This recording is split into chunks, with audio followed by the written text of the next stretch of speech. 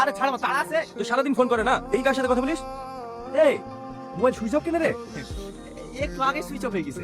Mobile switch off তো এতক্ষণ কথা বলছিস কার সাথে? সবসময় ফোনে কথা বলে অভ্যাস হয়ে গেছে, তাই ফোনে কথা না বলে গাড়ি চালানো হয় না।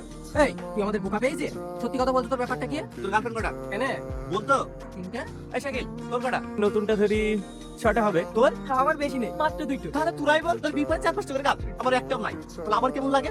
তাই তোদের সামনে ছোট হবে বলি আমি এই বন্ধুর অভিনয়টা করি, আর আমার কোনো মেয়ের সাথে সম্পর্ক নাই। ও এই ব্যাপার। এই তোর গাড়িতে তো ভালো ভালো মেয়ে ওঠে, একটু পড়াতে পারিস না? কি করে পড়বে বল? আমি টুকটুকি চালাই, আমাকে প্রেম করবে? আবার যে মেয়ে টুকটুকে ওঠে তার আবার বয়ফ্রেন্ড আছে।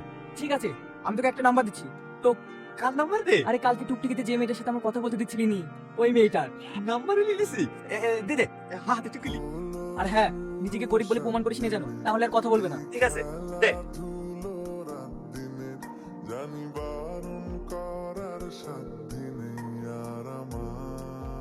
হ্যালো। হ্যাঁ হ্যালো, তুই ভালো আছো? হ্যাঁ আমি ভালো আছি, আপনি কে?